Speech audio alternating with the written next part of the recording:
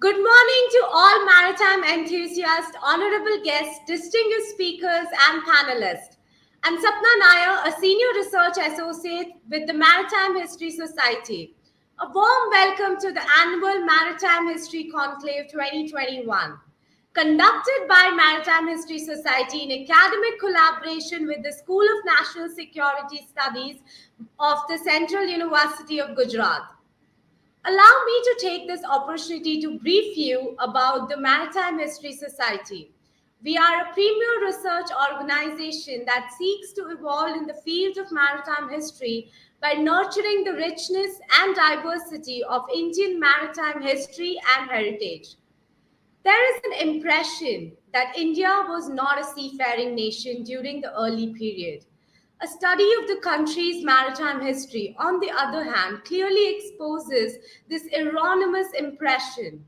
A close look into this sector brings forth evidence of how the economic condition of various Indian states had flourished due to their knowledge of navigation and persistent naval activities. This year's conclave aims to cover the broad spectrum of early and medieval maritime history, with the first session covering paper presentations on topics of nautical knowledge of India, followed by a special session which includes the announcement of winners of our annual JG Nadkarni Memorial Essay Competition and Kalasagar competition.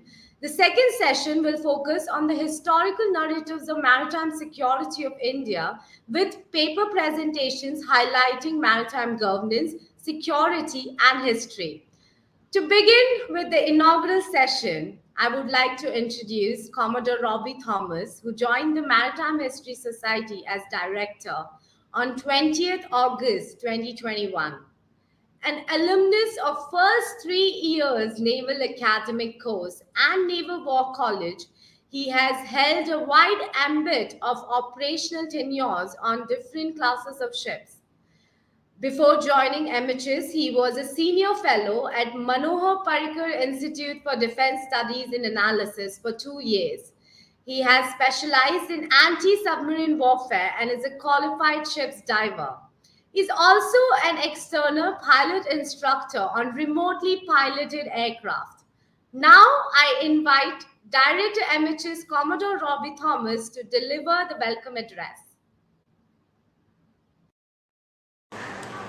Vice Admiral R. Kumar, Flag Officer Commanding-in-Chief, Western Naval Command, Mr. Hashmukh Shah, Founder and Chairman of Darshak Itihas Nidhi, Professor Rama Shankar Dubey, Vice Chancellor, Central University of Gujarat, Vice Admiral A.R. Karve, Patron MHS, Rear Admiral Atul Anand, Vice Chairman MHS, Dr. Sanjay Kumar Jha, Professor and Dean of Center for Security Studies, the Central University of Gujarat, distinguished speakers, moderators, participants, and maritime enthusiasts.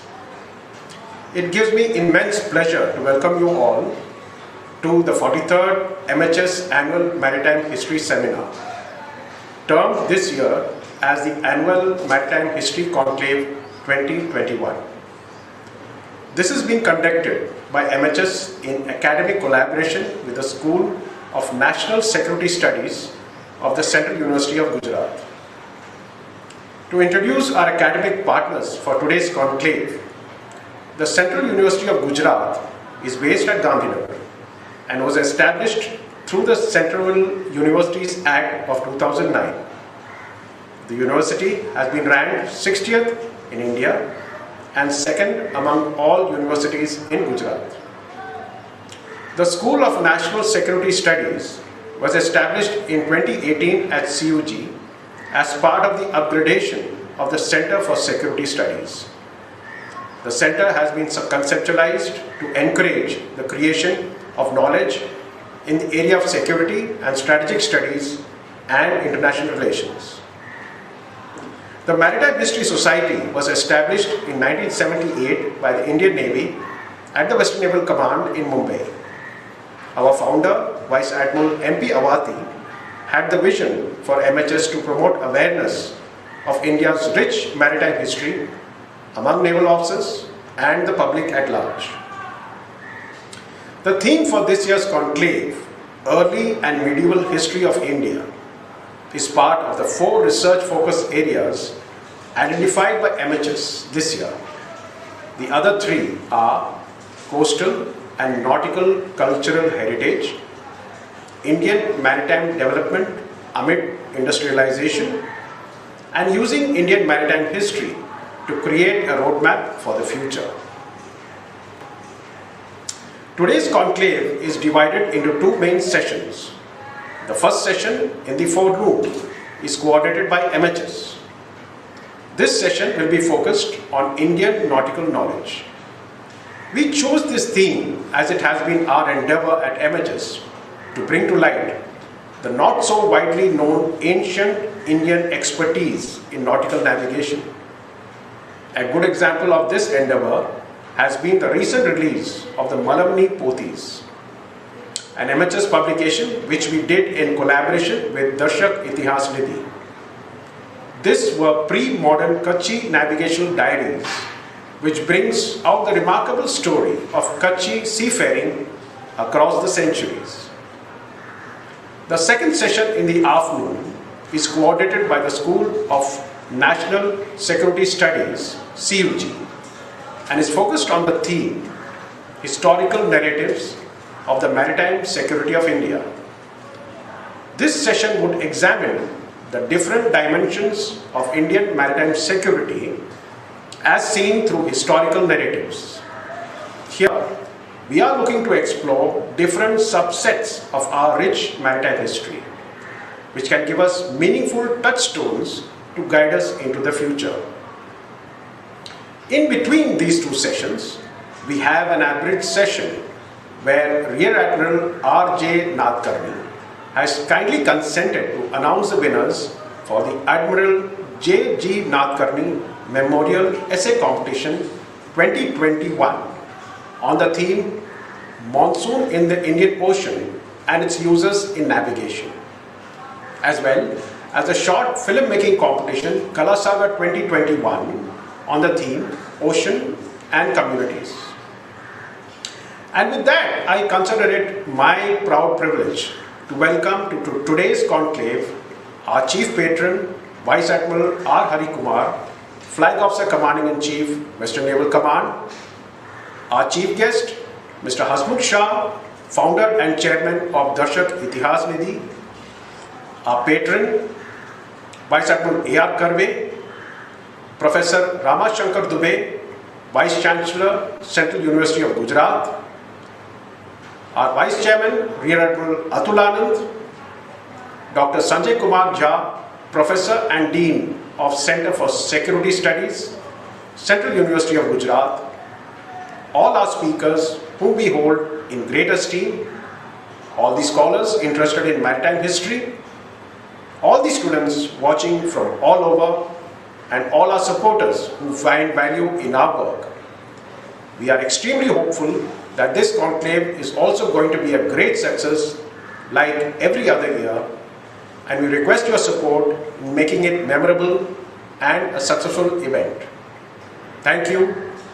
Shauno Varun. Thank you, Director. As we move forward, I would like to introduce the Commander-in-Chief, Western Naval Command, Vice Admiral R. Hari Kumar. He is an alumnus of the prestigious Naval Defense Academy, Khadakwasla. He was commissioned into the Indian Navy on 01 January 1983.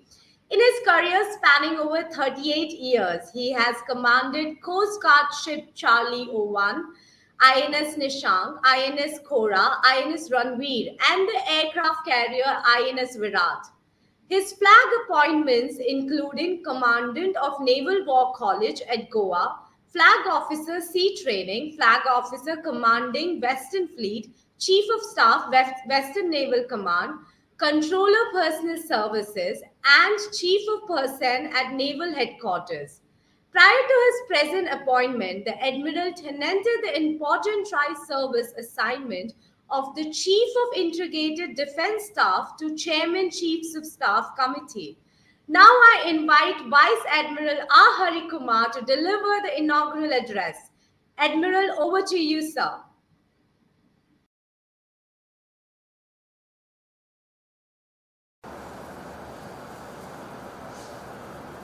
Thank you, Commodore Robbie Thomas, Professor Ramashankar Dubey, Vice Chancellor, Central University of Gujarat, Shri Hashmukh Shah ji, Founder and Chairman of Darshak Itihas Nidhi, Vice Admiral A.R. Karve, Patron MHS, Rear Admiral Atul Anand, Vice Chairman MHS, Commodore Robbie Thomas, Director MHS, distinguished lead speakers, moderators, participants, and all maritime enthusiasts.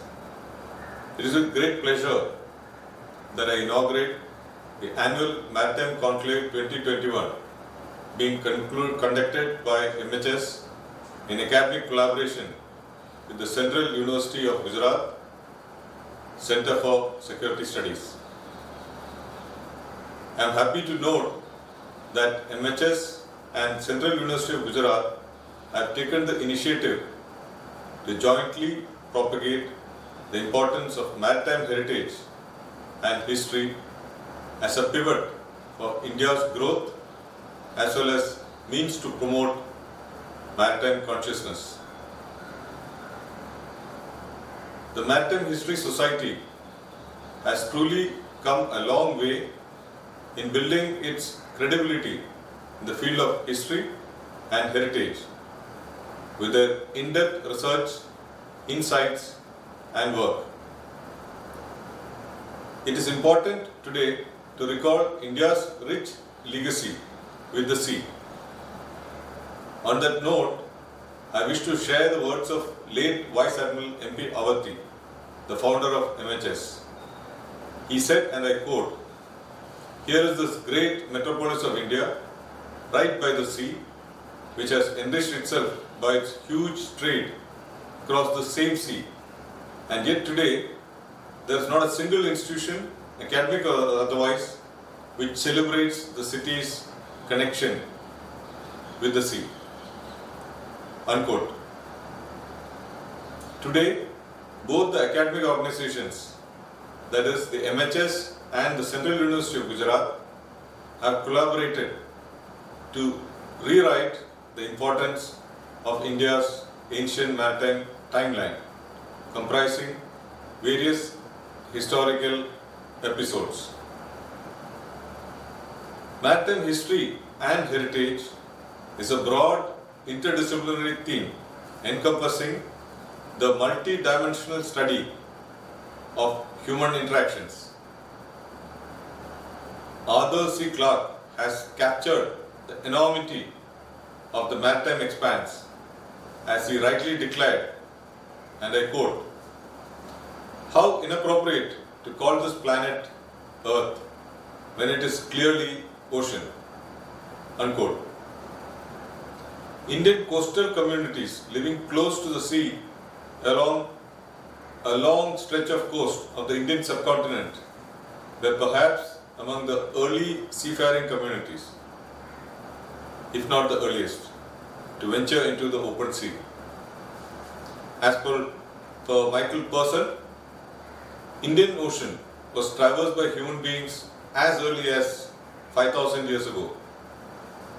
Today, at this annual Maritime Conclave, we are here to encapsulate the cumulative wisdom of the sea and the sea environment, which has evolved from past centuries, and understand various nuances of nautical knowledge and maritime security by tracing its early and medieval episodes. Historically, Indian tradition in nautical matters has depended largely on oral customs and at best epigraphic evidence. The challenge was a lack of continuity of a single form of narrative.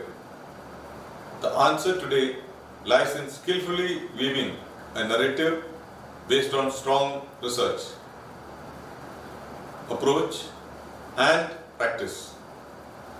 A classic example of the same can be the seen in the initiative taken by Darshak Itihas Nidhi in collaboration with MHS and Dr. Ashok Rajshirke in bringing out the Malamni Pothis, the pre-modern Kutch navigation diaries. It is such examples of civilizational knowledge that has shaped and influenced India's strategic thought and defined its maritime character over centuries. This has also come to occupy a prominent place in India's maritime diplomacy. Today, as we witness a resurgent India and a strong-willed Indian Navy, we shouldn't forget that India's tryst with maritime security has a deep historical connect which needs to be revived and recognized. Though global geopolitics is a continually evolving realm, it provides better understanding when put in the context of a historical trajectory. Therefore, for a maritime nation like India, we can see that the conception of a maritime security architecture for the Indian Ocean region has a historical legacy with its origins in the early and medieval period. This becomes evident when we observe that the classical ages in maritime history were often constructed by powerful and visionary rulers who, through their political insights and naval prowess, established prosperous and stable regimes that bred conducive conditions for nurturing innovations and setting standards of excellence. Hence, it is important here to recall the contributions in maritime security made by the erstwhile South Asian kingdoms like the Cholas, Srivijaya, Cheras, etc. that reveal how these kingdoms exercised maritime dominance from very early times and strategically envisaged maritime influence through its various constituents. Today, in such a pluralistic theatre of operation, it is crucial for naval forces to be well informed and guided by what has gone before. Therefore, the annual Maritime Conclave 2021 is the correct platform to reinforce such civilizational and nautical narratives which has existed since long. I am sure such initiatives will not only strengthen and broaden our connect with our rich maritime past, but will also act as a harbinger to evolve a civilizational connect with our maritime neighbors on both sides of the Indian subcontinent.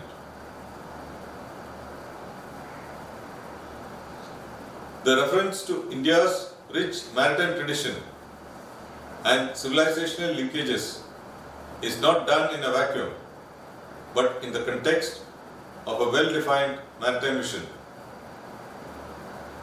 Maritime History Society and Center for Security Studies, through their annual Maritime Conclave 2021, are acknowledging the aspects of maritime heritage that represents different historical anecdotes, but at the same time are perceived to be the key indicators of contemporary times and a future that needs to develop and curate maritime consciousness.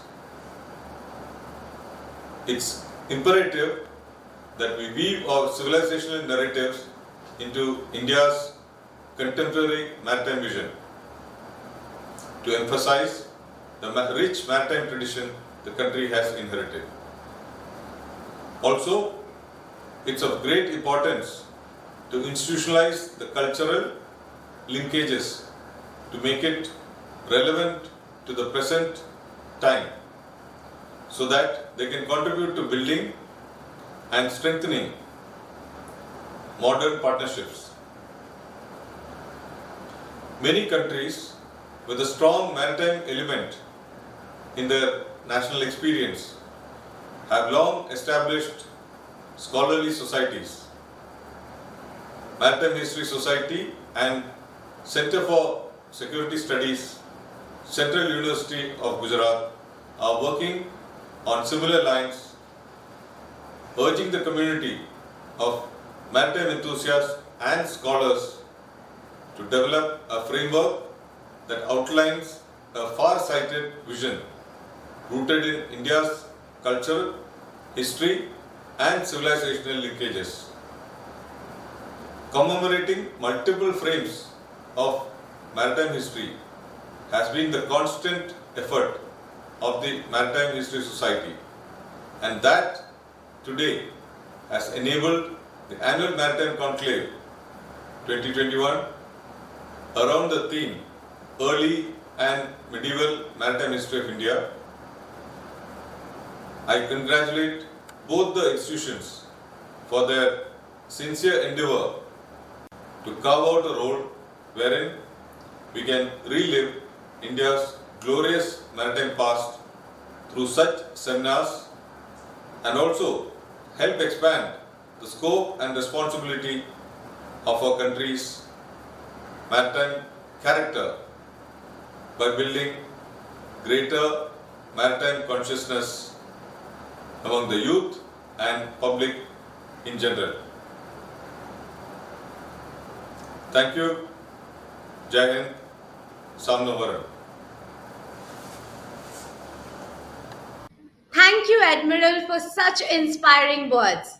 As you rightly pointed out, it is important to understand the intersection of India's civilizational narratives into its contemporary maritime vision, emphasizing the rich maritime tradition that the country has inherited. Today's annual Maritime Conclave focuses on the same by reiterating our glorious maritime nautical knowledge and the security aspects of India. On that note, for the keynote address, I would like to introduce Professor Ramashankar Dubey, Vice Chancellor, Central University of Gujarat, Gandhinagar. Professor Dubey is a PhD in biochemistry with 44 years of experience in research and 37 years of experience in teaching. He served as professor of biochemistry at Banaras University for over 21 years and has supervised 32 PhDs, conducted 7 major research projects, and published 169 scientific research articles in national and international peer-reviewed journals, including 24 chapters in books. Professor Dubey was ranked among the top 2% of scientists of the world, in particular among 0.947% of plant biologists in the survey conducted by Stanford University 2020. During the 2003-2008, he was among the top 10 most cited authors by Elsevier. Not just that, he also won the Excellence Award of Indian Society of Agricultural Biochemists in 2010. Now, I invite Professor Dubey to deliver the keynote address for the conclave.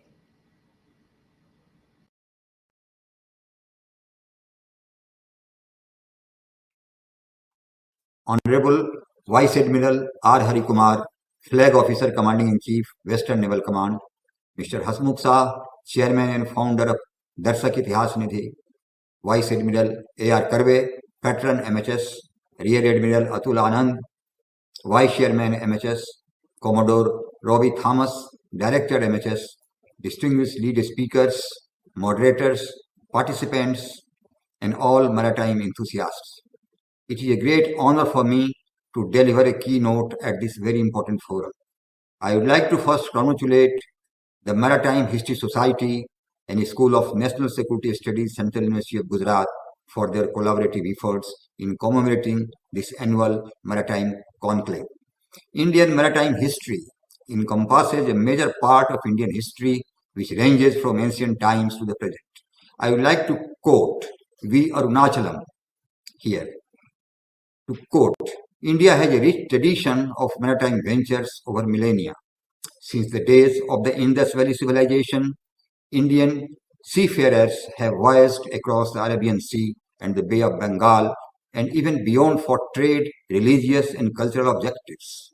Though through experience and inheritance over generations, these seamen acquired maritime craft, skills and wisdom that formed the bedrock of a total navigational package that has stood the test of the time and survived till an instrumented modern technology took over, unquote. We see the traces of our maritime past reflected in written records, monuments, folklores, cultures, both material and non-material, and much more. All of these components are like pieces of a very complicated puzzle of our heritage. Today, Maritime History Society and a School of National Security Studies, Central University of Gujarat, have collaborated and worked on a wide array of subjects in the maritime field and with the annual Maritime Conclave 2021. The conclave will be overlooking the ancient and medieval aspects of Indian maritime history with focus on nautical knowledge and maritime security. The word navigation literally means driving a watercraft. Nav is a ship and eger to drive. Navigation pertains to the mode of conducting a watercraft safely from one shore to another. In a broad sense, it embraces not only finding the way, but also handling and maneuvering the craft away from natural dangers and hazards. With a coastline of over 7,500 kilometers, comprising 1,200 islands, the oceans have always been central to India's ethos. The archaeological remains of the world's first dock at Lothal in Gujarat bear testimony to India's progress as a seafaring nation since the time of the Harappan civilization. With a coastline of over 7,500 kilometers, comprising 1,200 islands, the oceans have always been central to India's ethos. The archaeological remains of the world's first dock at Lothal in Gujarat bear the testimony of India's progress as a seafaring nation even thousands of years ago. Oceanographers have found that Harappans had great knowledge related to tides, maritime engineering, and could therefore build such a dock on shifting course of river Sabarmati. Evidence also points out that the ancient city of Dwarika, now submerged under the sea, was a gateway to trade with Syria and Cyprus. But we have little and limited documentation of the techniques used by ancient seafarers, their knowledge of astronomy, understanding of various coastal features, cartographic forms, usage of navigational aids, vessel features, and shipbuilding formed a crucial part of ancient Indian nautical knowledge. The first session of the conclave addresses three important aspects of nautical knowledge. First, monsoon navigation routes for trade, commerce, and connectivity, where we attempt to focus on the navigational routes charted by the sailors based on monsoon patterns that were favorable for carrying out intensive trade. Second, historical discourse on maritime environmental features and makers in ancient Indian navigation, where we understand various traditions, practices, and markers by the Indian seamen about the environmental attributes that give us a deep understanding of the sea beside the wind patterns, celestial navigation, and other indicators. Moving forward, there are references in history to show that the ancient Indians used the disaka, birds, that would help navigators to find land in case of uncertainty at sea. Such references give us a preliminary glimpse into demonstrable evidence of maritime techniques used in early India. This brings us the last sub-theme of the session. Third, cartography, charts, compass, and other navigational aids in ancient India. The civilization narratives have always been woven into the contemporary maritime vision to emphasize the natural continuum of a rich maritime tradition the country has inherited. The early and medieval history of India's maritime security has been scarcely recognized.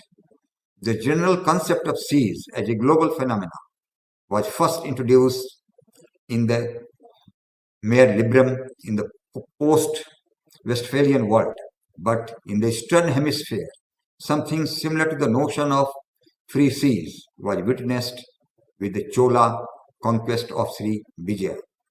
The history and nature of a statehood in the region are interrelated to how naval capabilities evolved.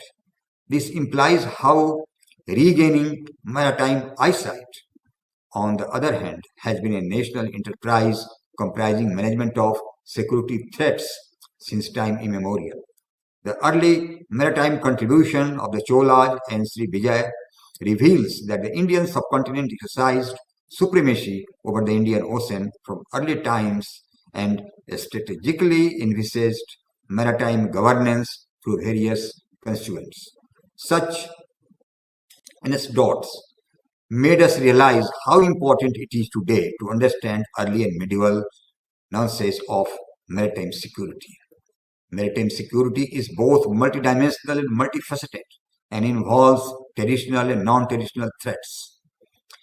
The ocean is also a valuable source of fishing and mineral resources, and yet its governance and security are under constant threat of being undermined, whether by non-state actors such as pirates, smugglers, and terrorists, or by furtive naval competition between states.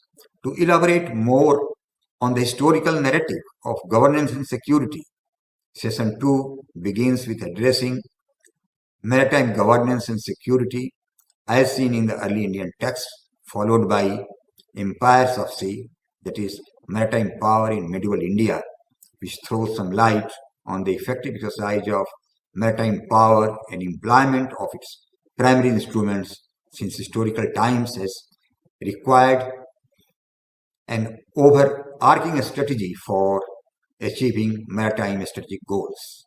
The theme attempts to study the political and social dimensions of such maritime empires and discusses how they effectively protected the maritime environment in the medieval era. In the same strain, maritime security construct, which involves concepts of piracy and other maritime trafficking, focuses on the depiction of sea people and sea raiders under piracy and legitimacy offered by ancient empires to control seaworld traffic. Many such examples are to be examined, citing various historical and socio-political anecdotes. In conclusion, India's maritime roots are amongst the oldest in the world, traceable to the Harappan civilization more than 3 millennia ago. Indian mariners were active from the shores of Africa and Arabia in the west to the lands of Southeast Asia in the east, well before the advent of the Europeans at sea. There is much archaeological and documentary evidence highlighting both the extent and continuity of Indian maritime activity through the ages. Regrettably, this maritime impulse faded at a critical moment in history, during which period the world transitioned from the medieval to the modern. In 2015, India's former External Affairs Minister Srimati Sushma Swaraj, in her address at an international conference on India and Ocean, renewing the maritime trade and civilizational linkages, categorically emphasized that these civilizations and historical narratives should be seen in the larger context of the conduct of foreign policy while focusing on three key aspects of commerce, culture, and connectivity. I hope that this annual Maritime Conclave 2021 will stimulate comprehensive conversations on the nautical knowledge of India, will embark upon recalling India's active maritime past and navigational routes for trade, commerce, and connectivity, and would extensively focus on maritime governance and security in early and medieval Indian text. I extend my best wishes for all success of this conclave. Jai Hind. Thank you, Professor Dubey. Moving on, I would like to introduce our guest of honor, Chairman Darshak Itihas Nidhi, Shri Hasmukh Shah. He has lived in two worlds. The first 12 years in a small princely state, and thereafter 75 years in a free country, India. His worldview evolved gradually from a small town to the various capitals of the world. Beginning his career teaching comparative religions and sociology, he moved to do research and editing of Gandhiji's works for 6 years. The journey of his life took him to occupy a right side seat in national politics, then to the Government of India, including PMO, stirring positions in the blue chip PSU. He has been chairman founder at different times, some for more than 10 years. To mention a few, Chairman of National Institute of Design, Gujarat Ecology Commission, Gujarat Institute of Desert Ecology, Gujarat Ecology Society, Gujarat Industrial Investment Corporation, Bharat Rural Livelihood Foundation, and Darshak Itihas Nidhi. In the corporate sector, Shri Hasmukh Shah has been chairman director for nearly 30 companies at different times. Due to some unforeseen circumstances, Shri Hasmukh Shah couldn't be with us for this session. May I request Director MHS Commodore Robbie Thomas to deliver his speech on behalf of Shri Hasmukh Shah. Over to you, Director. It's an honor for me to read out this speech on behalf of our guest of honor, Mr. Hasmukh Shah ji, the chairman and founder of Darshak Itihas Nidhi. He could not be with us today due to personal reasons. I read out his speech.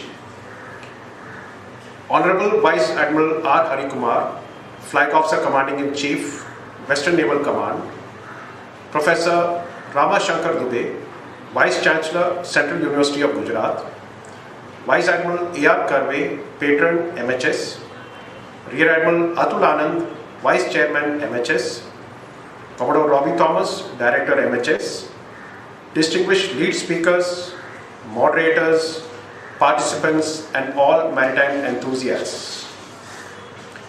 It is my honor to stand before you as a guest of honor at this Maritime Conclave 2021. Since the foundation of the Maritime History Society, they have made great strides in the past years, and the current restrictions due to the pandemic and have opened unprecedented opportunities to enhance maritime awareness and knowledge.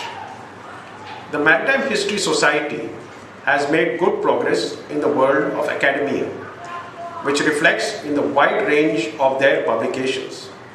Similarly, the neglect of the seas is fading away, and therein lies a new resurgence in the maritime domain, especially in India. The theme, early and medieval maritime history, is a topic widely researched by MHS. Their publication covers books from Chola navigation to the Indian boat designs and forms to heritage of Indian sea navigation, authored by Mr. Arunachal, that are considered treasures of maritime heritage. And the most recent publication, Malamni Pothis, is based on Kutchi seafarers and their navigation expeditions, which is one such treasure. Darshak Itihas Nidhi and the Maritime History Society collaborated on this research project and transcribed it into English. Written in the old Gujarati language, no one could decipher the language except for the translation expert Dr. Ashok Rajshekhi, who vetted it and added another dimension to the study of our Kutchi navigation experts. There is no denying the fact that Gujarat has maritime traditions dating back to the good old days of the Harappan civilization and its rich maritime trade and navigation techniques. Malamni Pothis is authentic historical data on the pre-modern navigation technique of Gujarat. These pothis were written through day-to-day observation during voyages by the trained eyes and ears of navigators, or Malams. It is a record of stars and clouds, winds and waves, changing the color of water, storms and ominously calm waters, birds and fish, depths and distances over the centuries by the navigators of Kutch. Similarly, the vast accumulation of knowledge of the Pothis is divided into several parts. The second part of the Pothis was translated by Dr. Ashok Raj Shirke and published by MHS and promoted by the Indian Navy during the Azadi Ka Amrit Mahotsav event. On my request, the Malamni Pothi, the pre-modern Kutchi navigation manuals, volume 1, was assembled by Darshak Itihas Nidhi, and an advanced translation and edited work was taken up by MHS as a project. The scholars interested in the navigational aspects of maritime history will find this book a rare treasure. The book breaks the stereotype that Indians were not sea-minded. The Pothis, as brought to light by Dr. Raj Shirke, are a meticulous record of everything that the sailors and navigators knew about the seas and seafaring. The Darshak Itihas Nidhi collaborated with the manuscript department of the National Museum, New Delhi, to undertake its study. The Maritime History Society and Darshak Itihas Nidhi largely contributed to the body of knowledge in maritime history and heritage space. Not just that, the release of its first book, Pre-Modern Kutchi Navigation Techniques and Voyages, launched by Prime Minister Narendra Modi, only highlights the nation's maritime strength. The second one is an improvised version of the first book. As Professor K.S. Matthew rightly mentioned in the foreword of the book, the Pothis can be compared to the logbooks kept by the Portuguese navigators of the 15th and 16th centuries. The chapters of the book cover a wide stretch of navigation such as astronavigation, astromathematics in navigation, traditions in navigation, instructions and observations, borrowed devices in navigation, faith and superstitions, and nautical tables. The Indian maritime heritage is an integral part of our Indian heritage. India is surrounded by water on all three sides. The entire Indian coastline is a very rich maritime heritage. Telltales of legacies have been passed down through the generations and recorded and preserved in our maritime history. The academic probe into the maritime domain should continue to drive our quest to enhance Indian maritime heritage. We hope to deepen our connection with MHS and look forward to working with them on more such projects. And with that, I conclude Shri Hasmukh Shah's speech. Thank you very much. Thank you, Mr. Hasmukh Shah ji. Over to you, Swapna. Thank you, Shri Hasmukh Shah, for your insights, and Commodore Robbie Thomas for sharing with us. Clement Mogg, in his seminal work, quotes, "Navigation is about wayfinding. You can't treat it as separate because many other things run parallel with it. If you look at the studies in wayfinding, everything from exhibit design to building the cathedrals, it's about creating a complete system. It's about looking at the whole." Today's annual conclave seeks to emphasize the importance of raising awareness on Indian maritime heritage and to probe the field of Indian maritime history and international relations through the inputs of esteemed academians and potential collaborators. We set course for the first session by traversing back to our maritime past, titled Nautical Knowledge of India, aims to emphasize the various segments such as monsoon navigation and routes for trade, commerce, and connectivity. The session will be moderated by Dr. Dipesh Karmakar, who works at CHM College, Ulhasnagar, affiliated with the University of Bombay. He is also serving as the governing body member of Bombay Geographical Association. Apart from that, he has delivered more than 40 invited talks on various themes in geography, historical geography, and general semantics. The lead speaker for the first session, Dr. Ashok Raj Sherkhe, is the author of Malam Nipothi's Pre-Modern Kutchi Navigation Techniques and Voyages. He is specialized in Indo-Portuguese urban history and the pre-modern bazaar economy of Western India. He has multiple publications in reputed academic journals.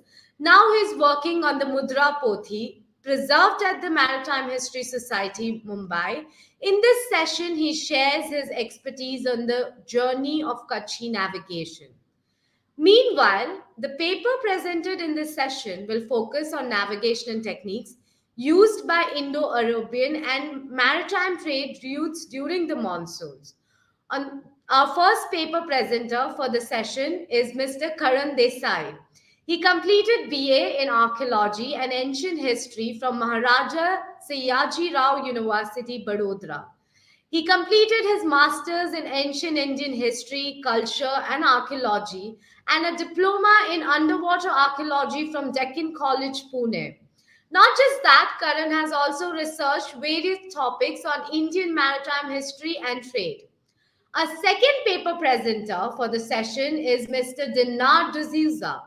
He has a master's in ancient Indian culture, history, and archaeology from Xavier's College, Mumbai.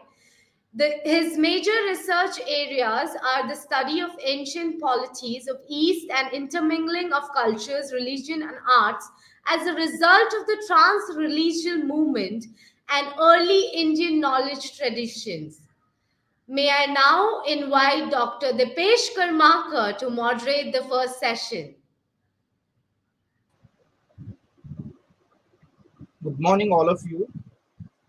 I welcome you all, the lead speaker of this session, paper presenters, dignitaries, and all participants to this first session of Annual Maritime History Conclave 2021, organized by Maritime History Society and Central University of Gujarat. The theme for this session is Nautical Knowledge of India. We all are aware of the antiquity of the nautical knowledge of maritime India through various archaeological, epigraphic, and literary sources. These sources very well indicate the presence of a distinct system of nautical knowledge and practices predating the Europeans in the northern Indian Ocean region. The nautical knowledge of India is actually a mix of many tangibles and intangibles. It includes a variety of craft tools, vessels with various forms and designs, handwritten manuals and charts. Similarly, knowledge of steering sea crafts in different types of weather, surface and subsurface sea conditions, sky conditions, star observations, thumb rules, navigational measurements and calculations, navigational landmarks, approximation and beliefs based on years of experience, etc., are also the part of this wisdom. This nautical knowledge was not formally obtained and taught. Instead, it evolved gradually through the experiences at the sea that further helped the ancient and medieval seafarers fine-tune their craft to have a safe and successful voyage. For me, one of the most striking features of India's nautical knowledge is its regional distinctiveness. Depending upon the nature of the local shoreline, sea conditions, weather characteristics, natural material that is available in the immediate environment like timber, and also the business environment, the nautical knowledge took different geographical forms. Availability of different kinds of timber, for example, gave rise to different kinds of building techniques. The timber that is well suited for sewing is not good for the nailed boats. So, the availability of a particular kind of timber encouraged sewn boats over the nailed ones. Teak, babul, khair, for instance, offer very good timber for nail joints. It is also seen that one boat form has evolved into multiple regional variations. For instance, a basic boat form of Kotia got regionally modified into Mandvi Kotia and Kudalur Kotia, while some forms like the Kakinada now, they remain so regionally distinct that these are seldom found elsewhere on the Indian coast. Further, cultural exchange and interactions among the navigators, merchants, and travelers belonging to different regions have also led to unique forms. They further got modified and altered, suiting the needs of different geographical regions as well as changing times. Kutchi Kotia, Gujarat Machua, and Dhangis are all regional reflections of the Red Sea and Persian Gulf boat forms. While the boat forms of Bengal, they are more, they show more affinity to the boat forms of the Southeast Asia. Apart from these spatial variations and amalgamations, temporal changes introduced by foreign cultures have also induced variations. For instance, early boat forms of Goa, built by sewing techniques, were quite similar to the forms present along the Konkan and the Karnataka coast, obviously due to regional contiguity. However, after the 16th century, the early local forms changed due to the deeper influence of the Portuguese boat building techniques of nailing. That's how the pre-Portuguese Goan outrigger boats and plank boats were replaced by the Indian-built naus. This regional distinctiveness of the Indian nautical knowledge gets manifested into a kind of nautical diversity. I prefer to term it as naughty diversity on the lines of biodiversity. This naughty diversity is the key to the region-specific knowledge system and therefore needs to be looked at as geo-nautical heritage. In today's world, where standardization and homogenization are a norm, this regional naughty diversity of India has a tremendous heritage value. Against this backdrop, in this first session, we are going to explore three distinct aspects of India's nautical knowledge in this session: the manuscript, the wisdom of craft building, and the navigation wisdom of using the patterns of monsoon winds. The relatively recent discovery of the manuscripts called Pothis plays a crucial role in throwing light on otherwise less known nautical knowledge of the past. These manuscripts contain the compilation of navigationally useful knowledge collected from different regions and adapted to the local conditions. However, as these pothis were written in local dialects, their practical utility for study and analysis always remain quite restricted. And therefore, translations of such manuscripts are crucial to unlocking the hidden treasures of knowledge. This is where lies the importance of today's lead speaker, Dr. Ashok Rajeshirke's work. I now invite him to speak on his book based on the translation of the Kutchi manuscript called Malamni Pothi. Over to Dr. Rajeshirke. Namaskar. I am grateful to the Western Command of Indian Navy and Maritime History Society of Mumbai for allowing me to speak on my book Malam Nipoti, the Pre-Modern Navigation Manuals. This book contained rare and incredible evidence on concepts and techniques of the pre-modern Kutchi Malams and day-to-day sailing reports of their voyages across the Indian Ocean. These pothis were discovered during second half of the last century by Sri Harilal Mankad, a teacher of Aliyabada village of Jamnagar district of Gujarat.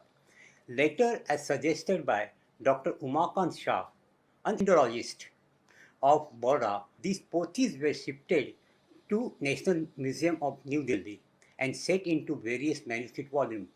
In recent past, this collection was identified by Sri Hasmukh Shah, chairman of Darshak Ityas Nidhi of Boda, and published it in the year 2014 under the pre-modern Kutchi navigation techniques and voyages.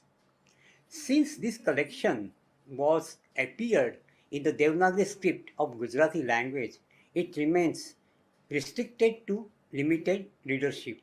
In order to give wider publicity to this national treasure, the Maritime History Society decided to publish pothys with English translation. However, this book is the part of MHS project.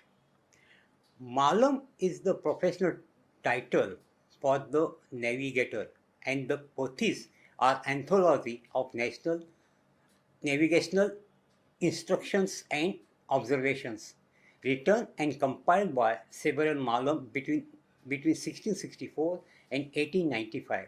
There are 45 pothys incorporated in this book and placed into three sections. First section was the manuscript, has four manuscript volumes on a wide range of concepts and techniques of Kutchi navigator on one hand and mental landscape of the Kutchi navigators on the other hand. This, this section reveals how navigation details were gathered, assimilated, verified, and updated with new pieces of observation. The Malam used to write about nakshatras and certain striking phenomena they encounter in the high sea. Such kind of notes were strove to memorize and then integrated into pothys and passed on to other malams as the time-tested devices. Presumably, this process of observation and communication persisted over the centuries, eventually crystallizing into what one may term community insights and formation of a genre in navigational practice. In the light of these collections, entire mass of details containing each pothys was written or compiled by several malams. Therefore, it is erroneous to attempt to ascribe individual authorship to any of pothys of this book.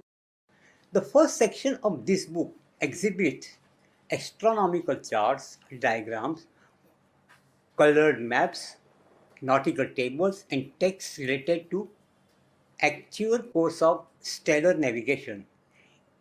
It also bears evidence of two sets of astronomical chart as part of supporting devices. A device called Hammaliya chart was borrowed from the Arabs. It shows declination degree of 10 zodiac stars of each day of every month. Another device called lunar year chart, it was borrowed from the Portuguese and discloses declination degree of the sun of each day of every month. Both these charts were based on the principle of 4 yearly cycles. A base year was required from that chart for deriving declination degree of star or sun in order to set the sailing every day. However, for this purpose, the Kutchis developed a specific method.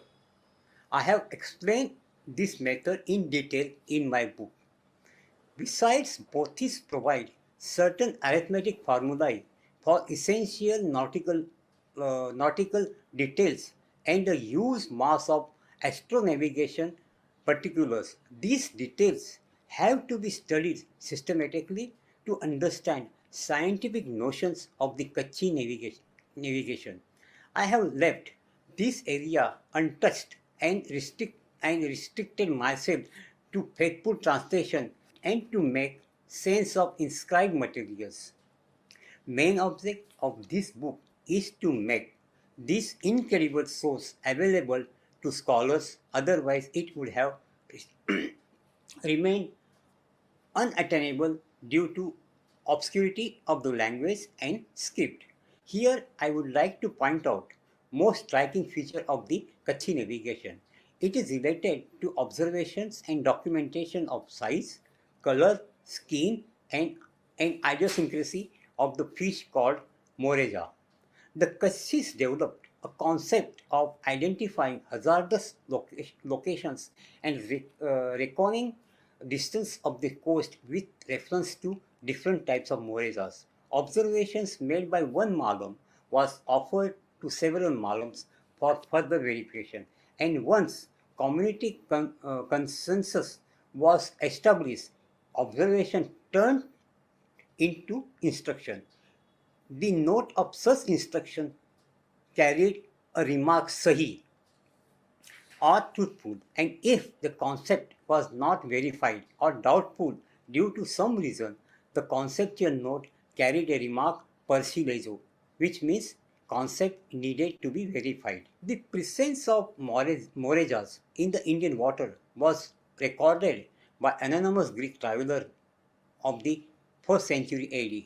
The Pothis reveal the concept in the matter of morejas was expanded considerably across many centuries by successive generations of the Kutchi Malum.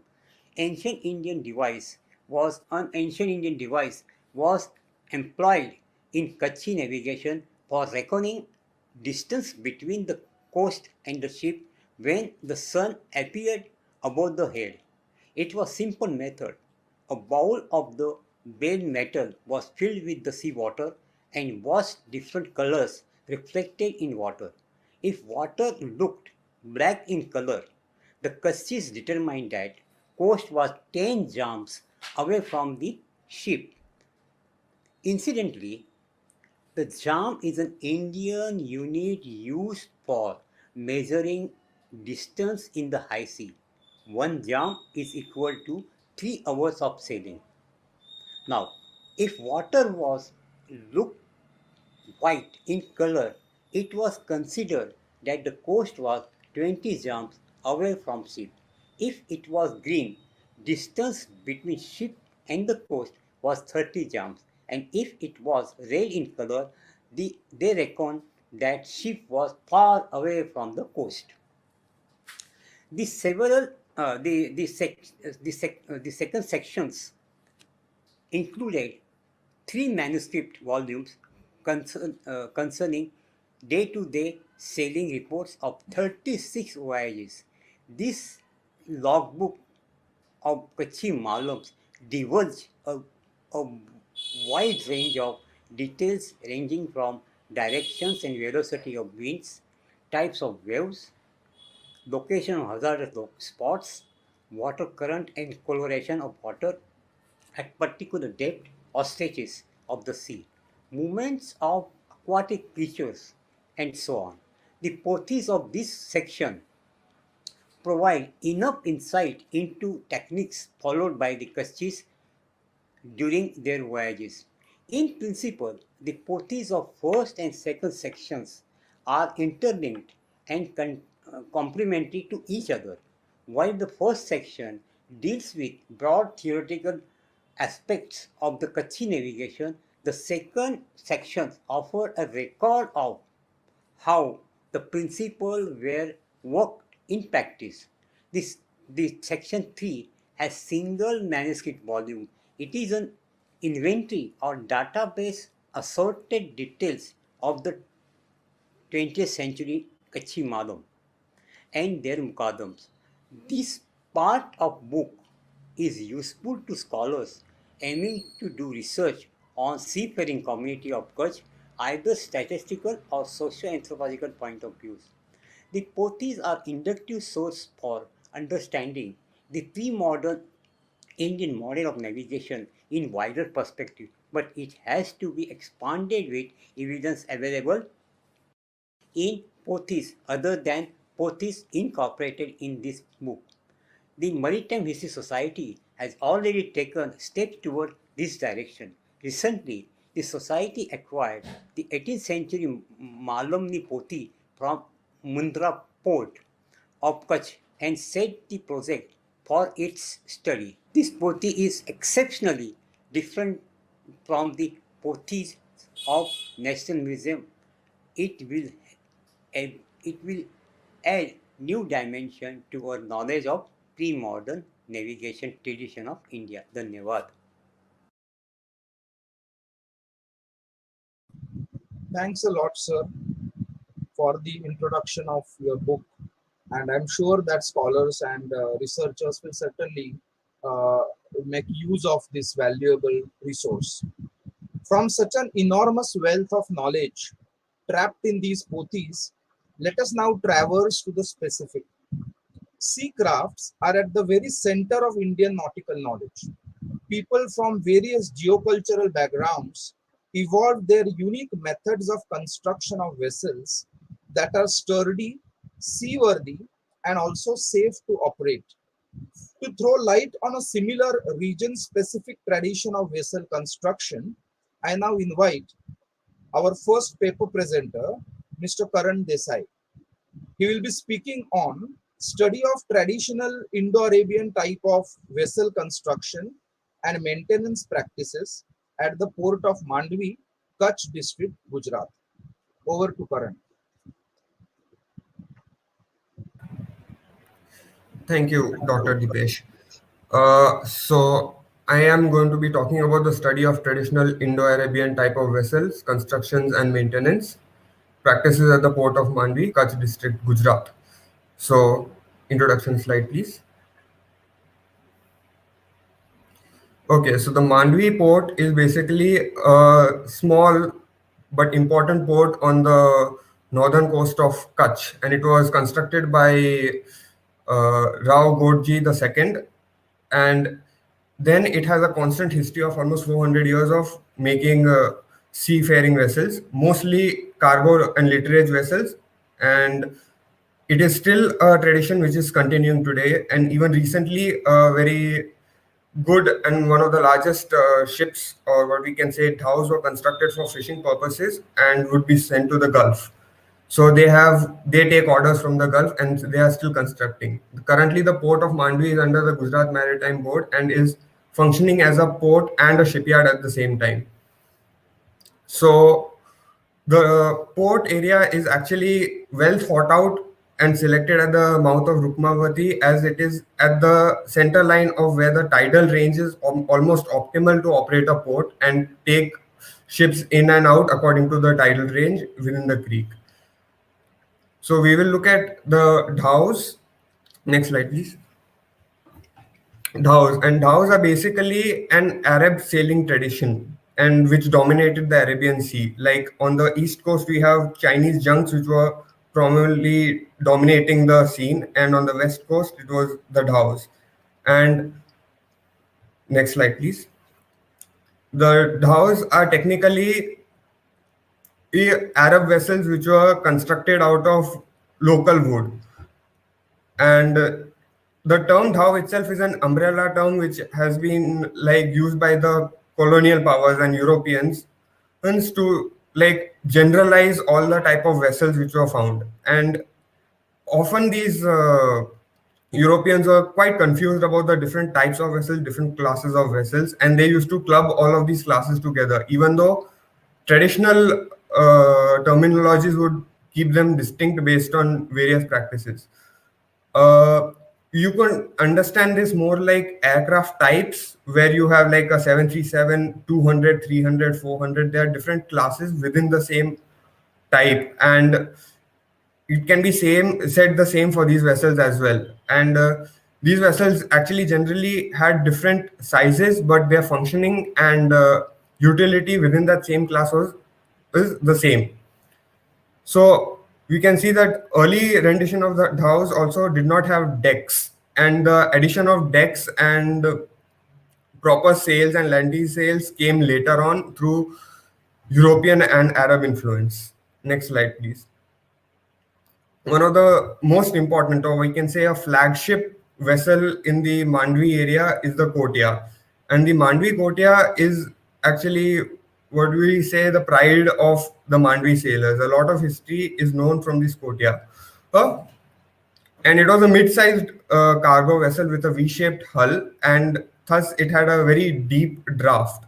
So one disadvantage of having a deep draft is that getting the ship to the near the coast for maintenance was not feasible many of the times, and so many of the sailors had to dive down and do underwater maintenance. So they would hold their breath, and in modern times they often take oxygen tanks, but they used to hold their breath at 2 or 3 minutes at a time, and scrape off all the sea growth and barnacles from under the hull.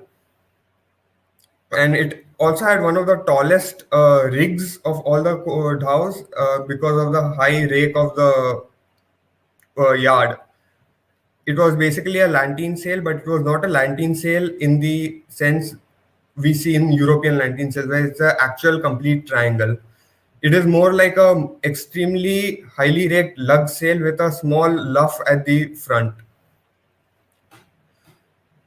Next slide. We have the Bagla, which is basically the Arab version of the Portia, and it is actually the largest dhow which was operating between the 19th and the 20th century. The main versions were the Kuwaiti and the Persian variety of the Bagla, and many of these were also constructed at Mandvi for Arab sailors in the Gulf. They mostly had a non-native feature like a tuck bottom and breast hooks and deadwood at the stem. They also had decorated transoms, and decorated transoms are a very European feature, and this shows how European technology and European design was getting assimilated into the dhow building tradition. The main deck extended from bow to stern, and the foredeck and the quarterdeck were also present. So it almost had like a 3-deck system. Next slide, please. Now, ganjas, often many sailors refer to them as modified shambuks, which were in general always Arab built craft. No, not many shambuks were built in the Gujarat coast as such. The style and decoration of the stern and the rigging was almost very similar to the Portia, and shambuks were generally trying to see the success of the Portia and the features of the Portia, and they were trying to emulate them, and out of this probably the ganjas evolved. The boom was tacked on the weather side of the vessel, which helps in tacking maneuvers, and this difference in rigging actually shows how the sailors were trying to improve their mobility in the water. Next. Now, dhangi is a little specialized craft which shows that it did not use a transom but a much higher rudder, and had which had a prow which was similar to the stern. And they were extremely versatile and were able to sail in windward directions and did not depend on monsoon patterns as such. And this was actually very important to improve the movement and the speed, and they were not like dependent on the wind as such. There was also a mizzen sail added, which is the secondary sail we see at the back, to improve the speed of the craft. However, it turned out that it was not engineeringly feasible to keep the mizzen sail only, because adding a mizzen sail actually pushed the craft and induced a noticeable list while sailing, which reduced performances and also created problems in handling. So to counteract this, a jigger sail or extremely front sail was added to the bow mast to push the vessel in and keep the list in control. Next. And then we have the machwas, and the name of the machwas is essentially derived from the shape of the hull itself, which looks like a body of a fish. And there were also many variations of the machwa. So we have some with the transom stern, some without the transom stern, and some of which were small machwas which were used as jolly boats for much larger vessels like the Portias and the Baglas. The stern itself was usually undecorated.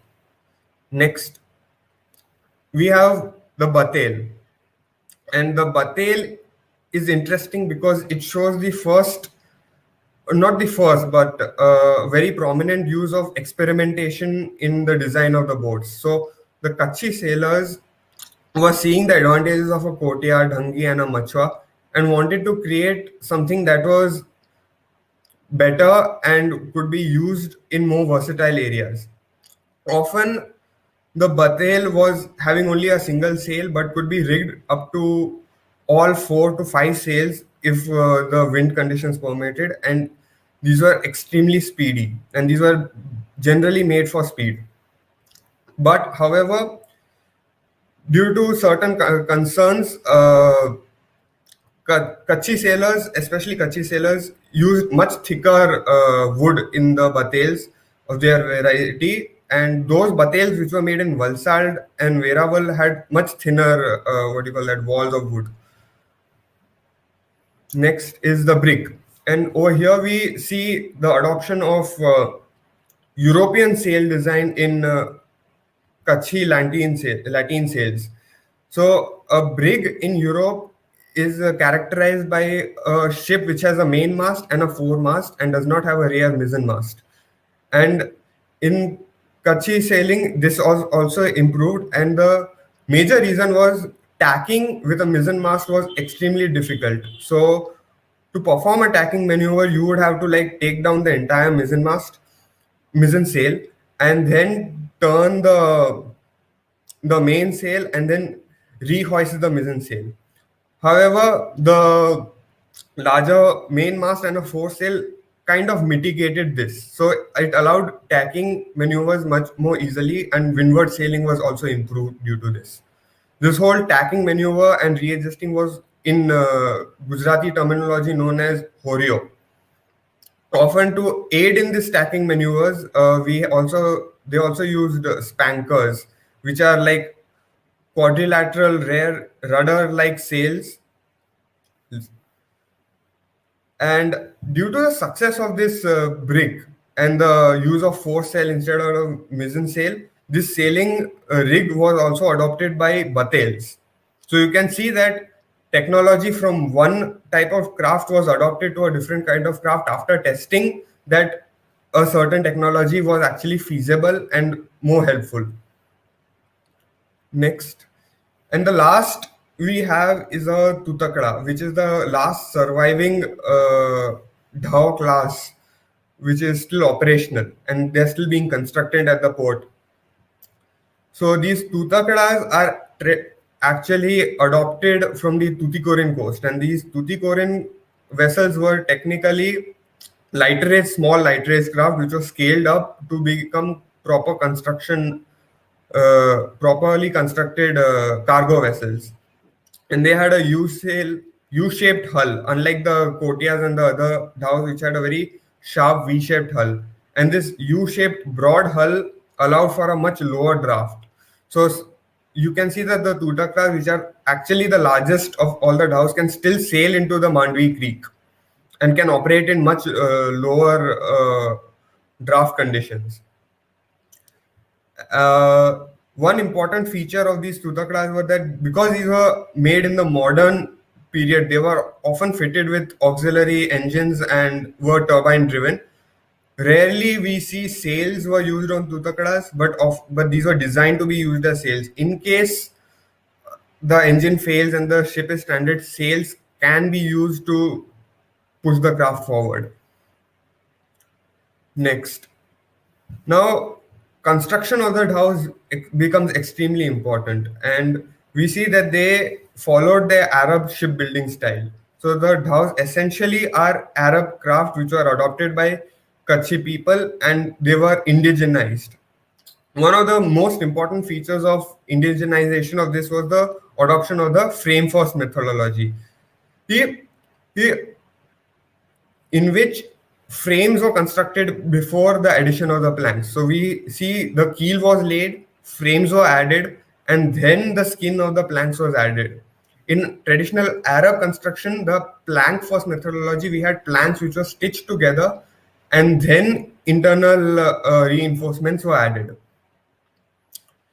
For this frame first methodology actually improved a lot and improved flexibility of the ship. So in high wave condition, it was not brittle and it would not put so much stress on the joints of the planks and the frames. So after the keel was added and the frames were constructed, a mast was bolted to the keel. Waterproofing was done by addition of kalfat, which is basically cotton rolled in linseed oil and other types of waterproof liquid and fluids, and then it was pushed into planks, between the planks, to like create a watertight seal. Deck beams were fitted with iron straps which served as lodging knees. So decks were also extremely sturdy, and they also they were also designed to give structural stability to the craft itself.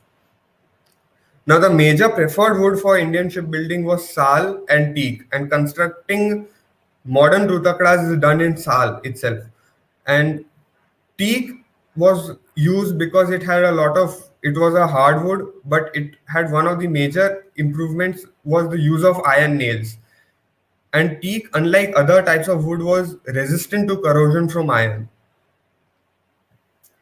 And also, hardwoods were mostly preferred for keel and the planks, while the frames were tended to be flexible and softer wood like acacia were preferred. Next slide, please. So we have advantages of plank first methodology, and we also have the advantages of frame first methodology. Now, plank first methodology was used in Arab conditions because it allowed for constructing of ships without the use of bending large logs. And often you see the technology of bending logs was to use a wet log and slowly heat it over a fire and then press it into shape. So it permanently bends the plank or log into a curved shape, which was not possible in the Arab tradition. But in India, we had a lot of abundance of wood and firewood. So this plank first methodology could be easily adopted.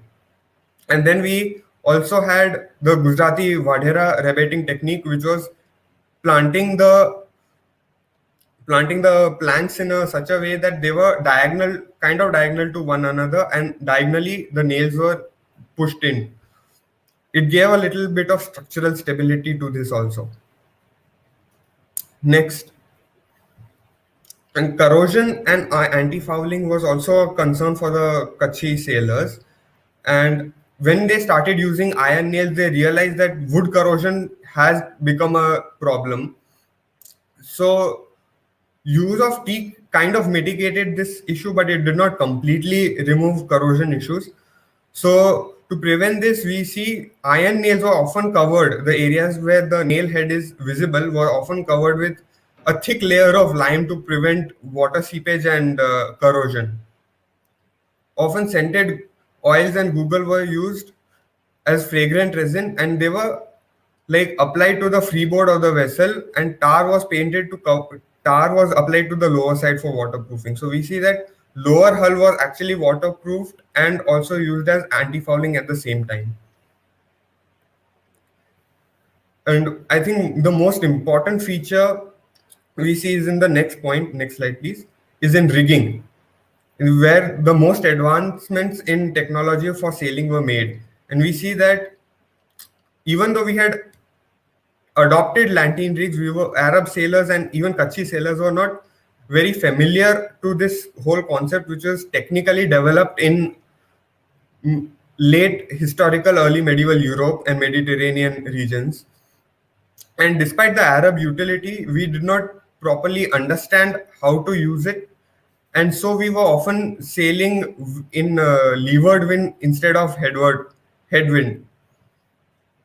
And there were a lot of difficulties in maneuvering lantern sail compared to the square sail. However, we experimented. Kutchi sailors did a lot of trial and error with the sails to perfect which was the best suitable rigging for each kind of vessel. Often for tailwind sailing, they would often use another additional sail, which was the use of a gabio, which was kind of a quadrilateral sail, which was hoisted on top of the mainmast. Next, another technology which was adopted by Kutchi sailors from the Europeans was the draft limits. And I think Ram Singh Malam was actually probably a pioneer in this because he went to Holland and understood Kutchi sailing, introduced Kutchi sailing to European navigation and shipbuilding constructions. And often draft was calculated based on eyeballing how much weight the craft could take, and often it was not accurate, and this would actually slow the craft down due to increased drag due to the amount of ship that was resting inside the water. So draft limits were created using proper mathematics and engineering formulas adopted from the Europeans, and draft markers were added to the bottom of the ship. So one feature they had is the use of different colors for the markings. Instead of writing numbers like we see in modern ships today, they were color coded. So the topmost draft mark, which was known as the Gabo, was white in color, and the lower and right below it was the second draft mark, which was red in color, known as Sampur. And the submergence of the Sampur and the was seen as the maximum draft of the ship, and the cargo was not loaded further. Last, we see in the next slide, we see sailors and shipwrights. So construction of the dhows was done with sutars and vaderas, and there were different terms used for Hindus and Muslims who were constructing the vessels, because Hindu constructed vessels and Muslim constructed vessels were kind of different. If we see in the Portia, we see the addition of a stem decoration, which is the Garuda. So often Kutchi sailors were using the Garuda as a mark of the speed, and as a mark of the speed, like flying like a Garuda was a feature which was seen in the Portia itself. The sailors were paid a monthly salary in lump sum for each voyage, and the sailors also received a daily ration of 3.5 pounds of grains, and the type of grain actually differed based on the duration of the voyage and how much basically the ship owners could afford to give to each sailor. The captain and the navigator, which is the Malam, and the quartermaster who was the Nakho, were paid twice as much. And the captain often did the role of the navigator, but sometimes there were 3 different people. Well, especially in longer voyages, the captain was also paid a kaido, which was additional salary which was greater than everybody else.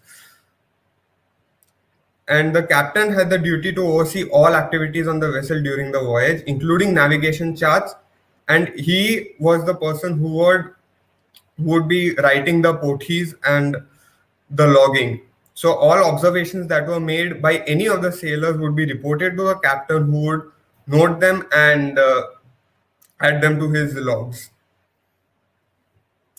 Now, one interesting feature at the port of Mandvi, and probably many different ports, was the use of insurance.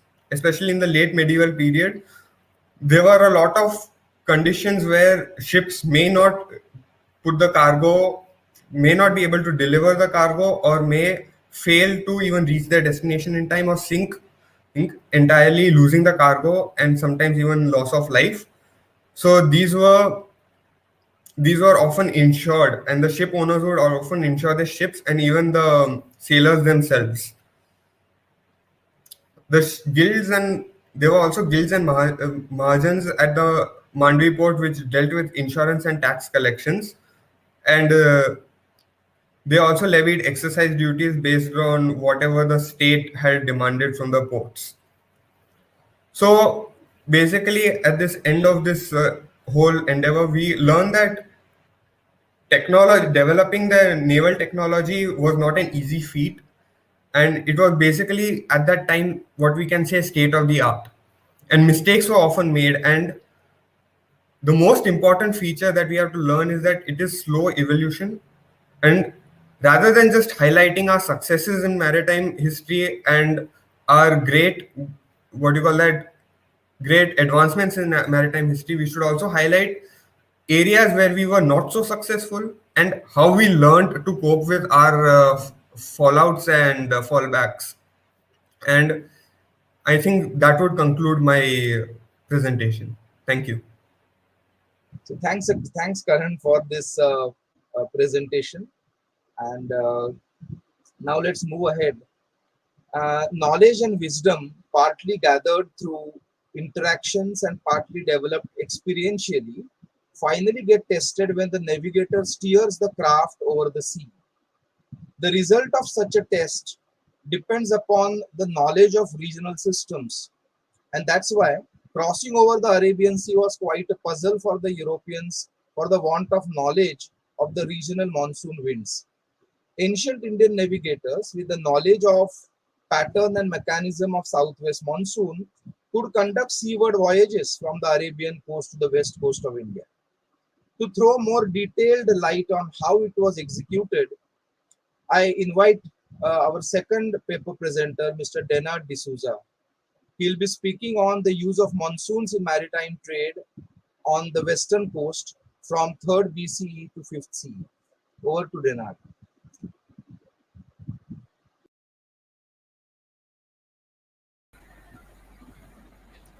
A very good afternoon, one and all present here.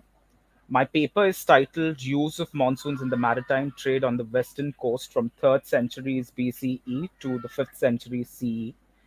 I start my paper with two questions. The first one is, how did the ancient Indians sail? And the second one is, what were the probable maritime routes opted by the ancient Indian sailors performing seaward navigation? With these two questions, I probe the ancient sea routes vis-a-vis the climatic patterns.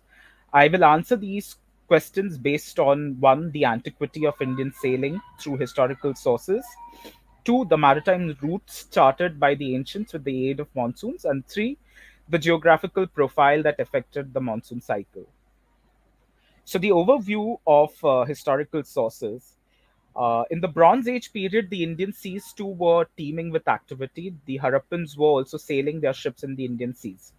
Their ships were often made of reed and fitted with oars and the iconic square sail. However, the possibility of wooden ships could not be ruled out. One of the main commodities that the Harappans traded with Mesopotamia was wood. So these ships sailed to the Near East, whose markets had an insatiable demand for Indian merchandise. Whether the Harappans ever knew to sail using monsoon winds is a matter up for debate, and there is dearth of decipherable written material from that time period. Looking at the landfall patterns of the ships using monsoon winds in more recent times and the availability of Harappan artifacts in the same region, it is more likely that the Harappans did harness monsoon winds for sailing. This now brings us to the moot question. How did Indian mariners use these monsoon winds to navigate the Indian Ocean region? Because there is hardly any Indian document that gives a detailed account of the monsoon winds being used by the Indian mariners. So fortunately, we have Strabo, who tells us that the early Greek navigator Eudoxus of Cyzicus and how he managed to sail to India with the information obtained from a standard Indian sailor. So Strabo says in his Geographia,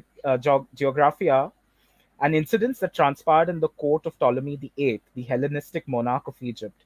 He notes that an Indian sailor who, having had his ship wrecked somewhere in the Red Sea, was presented in the court of Ptolemy, and the sailor promised to divulge the secret maritime route in lieu for rescuing him from the shipwreck. It is believed that Eudoxus, having used the information divulged by the Indian sailors, had made two voyages to India using the monsoon winds. From Eudoxus's account, we can confer that Indians had been sailing in the Indian Ocean region before any European had attempted to do so. It is more than probable that Indians were aware of the sea route used by Eudoxus many centuries prior to his time period. It is also possible that Indians would have used more than one sea route beside doing the normal coasting. However, Greek accounts credit Hippolus with the use of the monsoon wind, the southwest monsoon winds, to reach India directly. Given that Hippolus followed in the footsteps of his near contemporary, Eudoxus, who himself had learned the secret route to India, it is more likely that Hippolus would have used the monsoon winds to navigate the Indian Ocean region. It is likely that the direct route discovered by Hippolytus was also known to the Indians, who by now were the experts of the art of sailing using monsoon winds in the Indian Ocean region. The coasting route was a preferred mode opted by the Indians and the Europeans. This is borne out from the very fact that the first century CE text Periplus of the Erythraean Sea, which gives a detailed description of the ports along the coast from Berenike to Chryseis, in sequence one after another, does so by giving the number of days taken in travel between each port on the coast of Africa and India. The reasons for preferring this route above the direct route, which is purported to have been discovered by Hippolytus, was the sheer safety and certainty that the sea route offered ships which were laden with very costly merchandise. It is also likely that sailors made pit stops on the coastal sea routes to replenish essential supplies like food and fresh drinking water, which were not available on the direct route to India. It is on account of both these reasons sailors preferred to take the coastal route rather than the more unpredictable direct route to India. Now that we have proven that the Indians had the knowledge of harnessing the monsoon winds to sail across the Arabian Sea, even before the Europeans knew about it, we shall have to prove how did they perform this feat of activity, given that there is no literary sources that gives a detailed account of Indian navigation similar to those of the Periplus and the Geographia. So the maritime route charted by the ancients with the aid of monsoons. Use of monsoon winds for sailing, as we have seen before, was known to the Harappans. These boats generally took the coastal passages or sailed midway. The coastal passage was probably preferred medium, given the primitive nature of boats and navigational techniques. However, it must be pointed out that the Harappans traded extensively with the Middle East, and the commodities that they transported required large vessels. For example, elephants and water buffaloes were also reported to have been transported by the Harappans to the Mesopotamian region. Be that as it may, the Harappan maritime voyage between Gujarat and Mesopotamia lasted for a good period of 3 months. Now, since the Indian records are largely silent on this aspect of maritime trade, we may never know what the maritime venture would have looked from the Indian eye. But as we have seen earlier, that the monsoon maritime trade routes were introduced to the Greeks by an Indian, and they subsequently used the same route to travel to the Indian coast. The route mentioned in the Periplus is most likely the route which was followed by the Indians in the North Indian Ocean trade. The Periplus gives a very descriptive account of the maritime voyage from the ports of Rome to the market town of India and Southeast Asia. When the text was composed, Egypt was under the control of the Romans, who had succeeded the Grecian pharaohs of Egypt.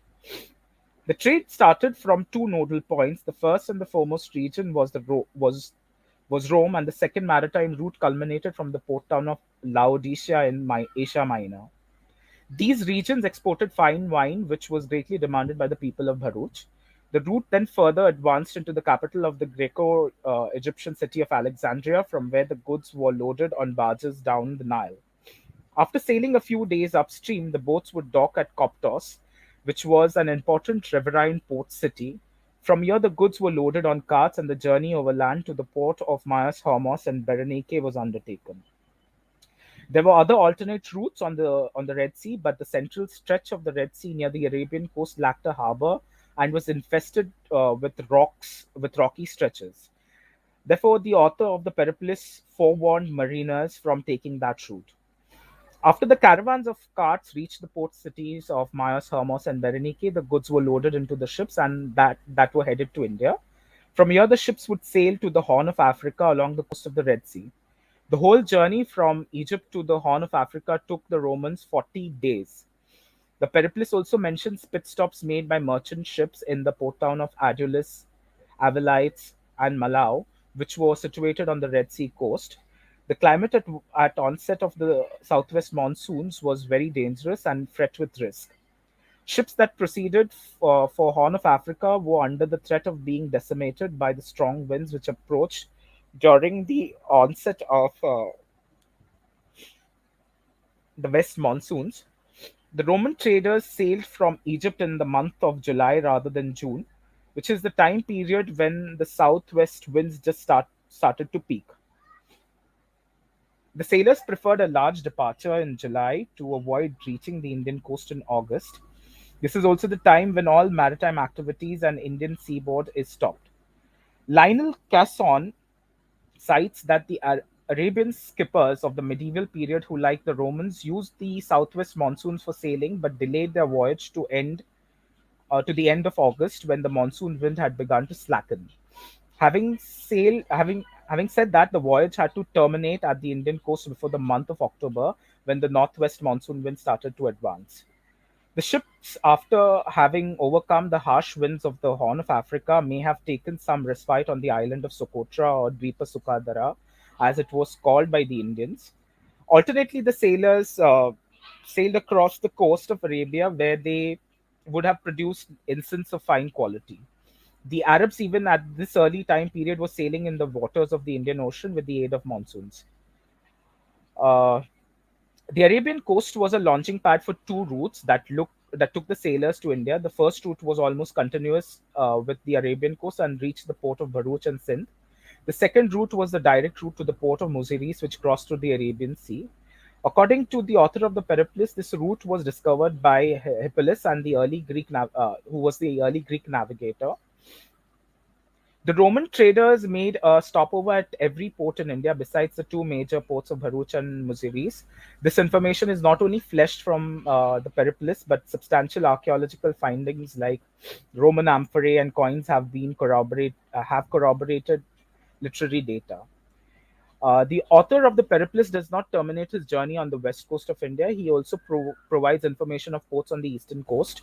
The port towns of Podukki, mentioned in the Periplus, is identified as Pondicherry in the modern state of Tamil Nadu.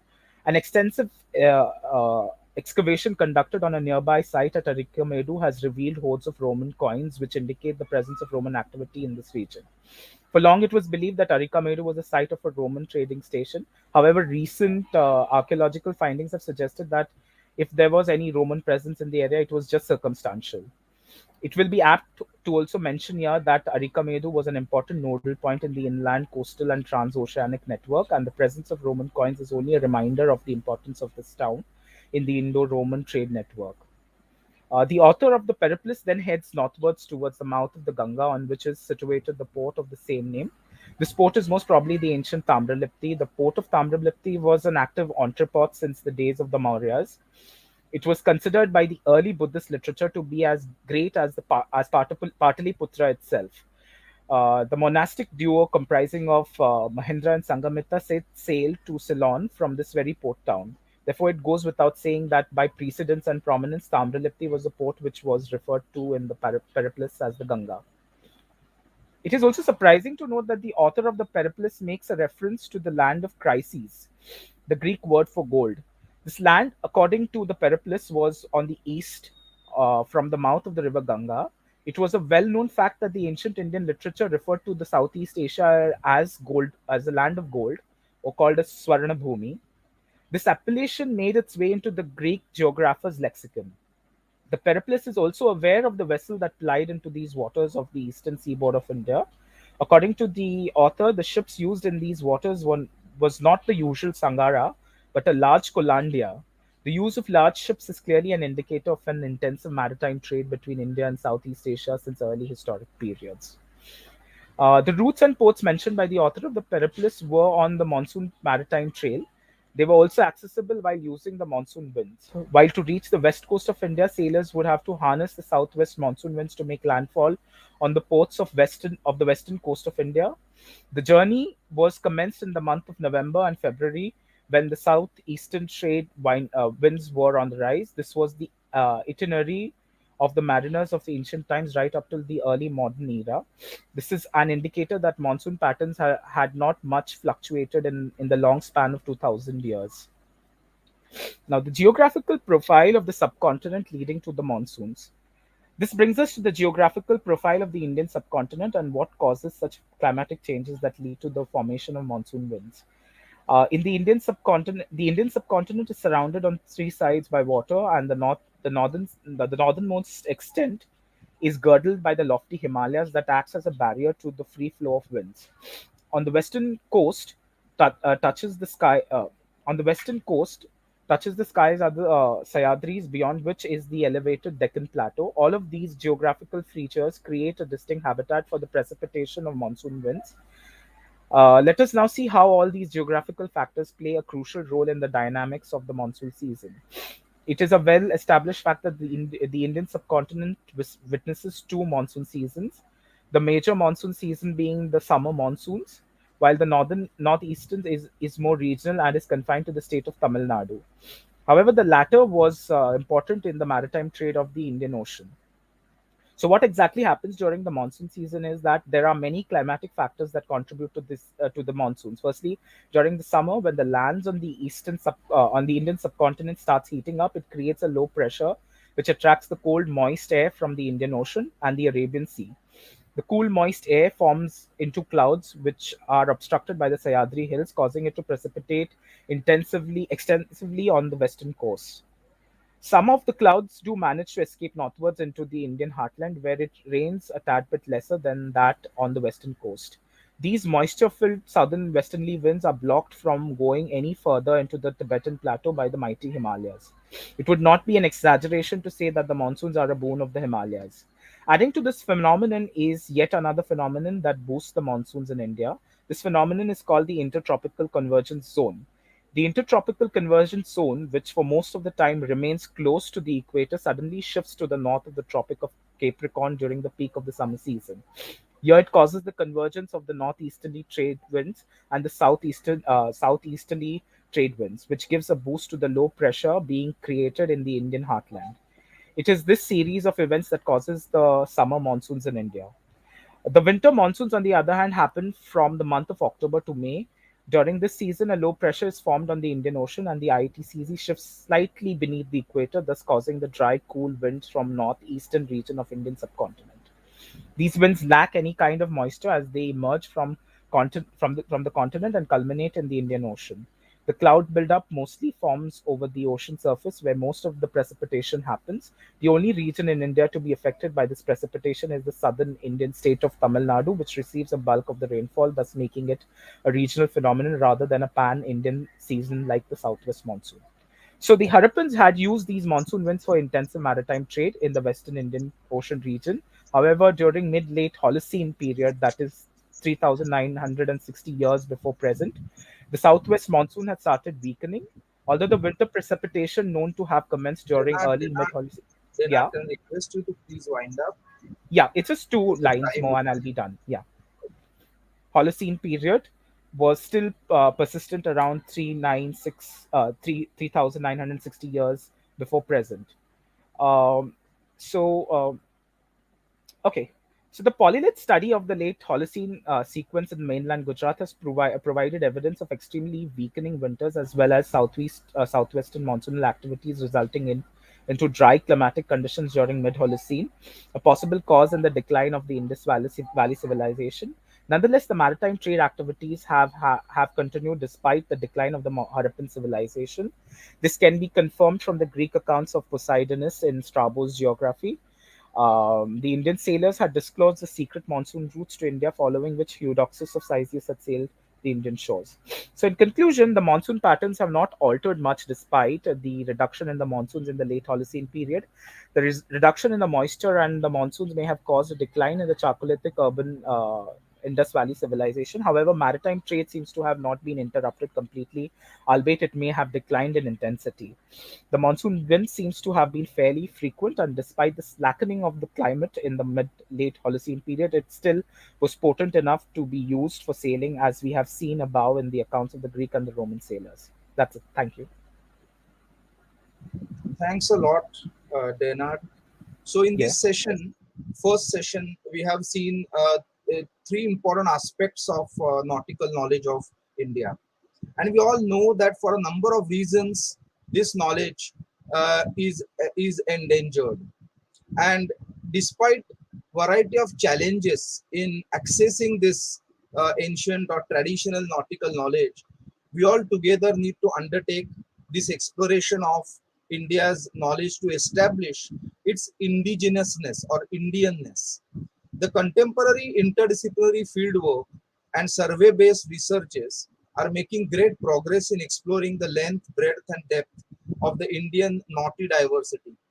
In this context, academic gatherings like this conclave are quite significant as a platform to learn, ponder, and exchange the latest research ideas that subsequently help strengthen the maritime consciousness, and the sense of the maritime heritage. At the close of this first session, I would like to thank our lead speaker, Dr. Ashok Rajeshirke, and both the paper presenters, Mr. Karan Desai and Mr. Denard D'Souza, for their inputs.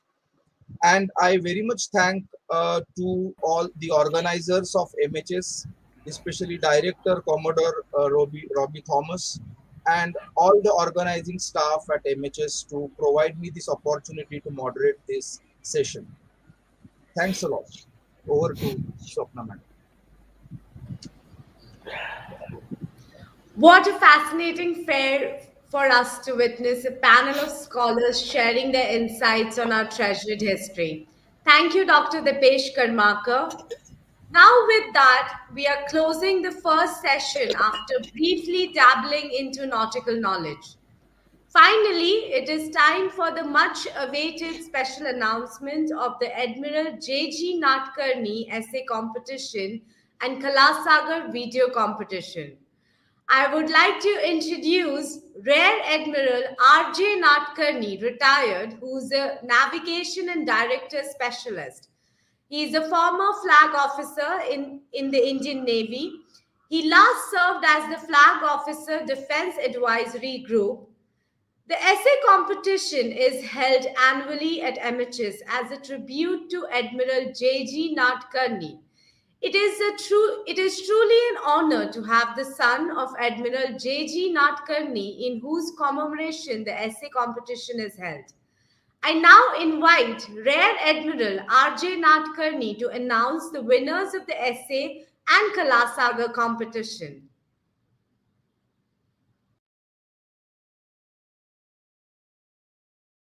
Vice Admiral Ahari Kumar, Flag Officer Commanding in Chief, Western Naval Command, Mr. Hasmukh Shah, Chairman, Darshak Itihas Niti, Professor Ramashankar Dubey, Vice Chancellor, Central University of Gujarat, Vice Admiral A.R. Karve, Patron of the Maritime History Society, Dear Admiral Atul Anand, Vice Chairman of the Maritime History Society, Commodore Robbie Thomas, Director, Maritime History Society, and distinguished attendees.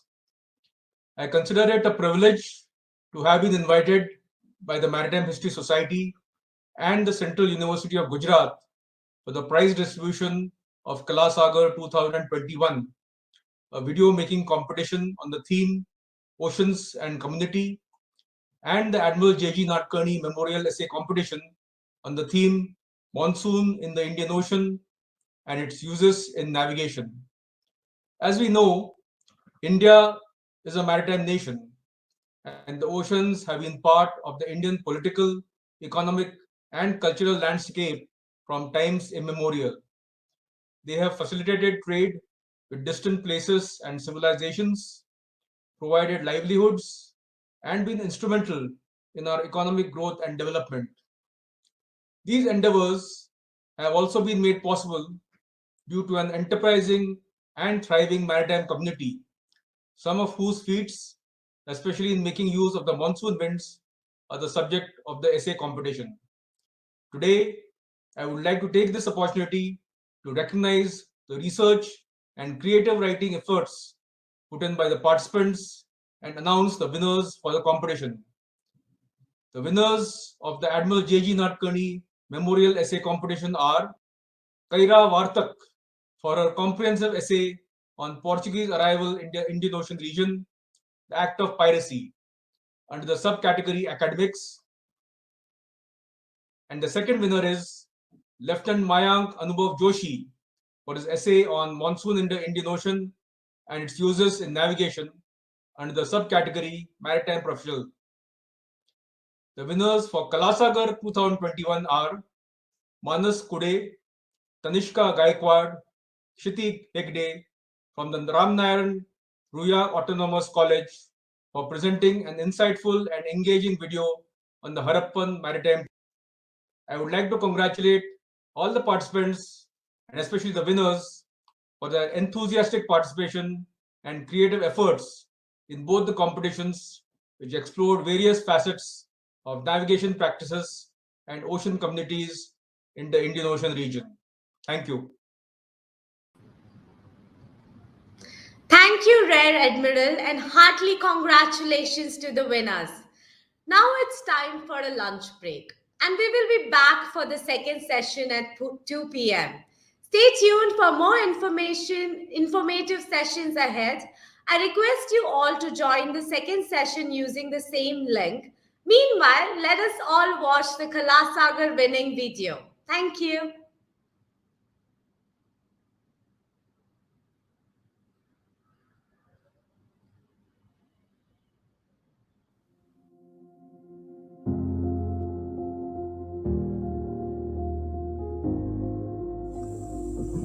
The Indus Valley Civilization began around 3300 BCE when nomadic farmers from the mountains migrated and settled to the northwestern region of India.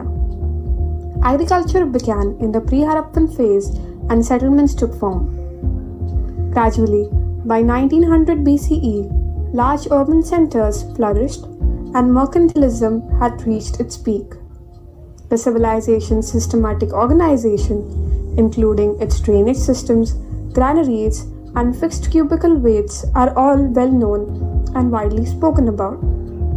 However, in this video, we have attempted to throw light upon a less explored yet crucial feature of its maritime trade. The civilization's size and uniformity can be attributed to the development of a strong trade network, which has also helped it to become one of the most sophisticated and advanced civilizations of its time.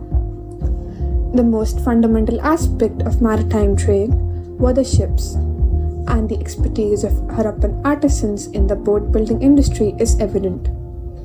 In order to navigate the rivers Indus and Saraswati for internal trade, plank boats, which were the most advanced form of early transport around the second millennium, were used. A special type of grass called baru, which measures around 4 to 5 meters in length with exceptional durability, was used to make small boats to transport goods like shell bangles, pendants, beads, etc. within the towns of the Indus Delta. Unfortunately, no remains of actual boats have been found, but from the terracotta models found at Lothal, it is derived that the Harappans used 3 different types of boat. The archaeologists have observed Egyptian style of boat building, usually made from teak, with a sharply upturned prow and stem, with a single or double set of oars being used. This can be seen in the pre-dynastic pottery of Egypt and cylinder seals of Sumer. The flat-based boats without a sail were used for river navigation, whereas boats with sails and high keels were used for the deep waters of the Gulf. Archaeologists have also found 7 anchors used by the Harappans. 6 of them are spheroid in shape and 1 is triangular in plan with a rectangular section. From these evidences, it becomes quite clear that the Harappans were exceptional in their seafaring abilities and possessed a thorough understanding of the periodicity and regularity of the winds in the ocean. After studying documents retrieved from the Mesopotamian civilization, it is evident that the vessels from Meluha made regular voyages in the areas of Babylon, Egypt, South Arabian coast of Oman and Ubula, islands of Bahrain, and few other regions of the Persian Gulf. The community used to carry out extensive trading activities, dealing in various types of goods like timber, copper, gold, carnelian, ivory, agate, shells, and pearls. The trade was also encouraged because of the existence of a long coastline of Gujarat, which provided natural ports. The main Harappan ports were situated at Lothal, Dholavira, Kuntasi, Prabhasa, Patan, and Nageshwar. These areas of natural ports and harbours also helped the Harappans to establish towns around the Gujarat coast, the most important of which was the port of Lothal, located at the Gulf of Kutch. It was because of the excavation of Lothal, the maritime activities of the Harappans were speculated. The largest structure of baked bricks ever constructed by the Harappans was laid at Lothal to serve as a dock for berthing ships and handling cargo. The high degree of engineering skill achieved by the community at Lothal can be understood from the ingenious way in which they could regulate the flow of water in the dock at high and low tides. Through all the research carried out till today, it is quite significant that the Harappan community was very scientific and laid the foundation for development in the Indian subcontinent in all aspects.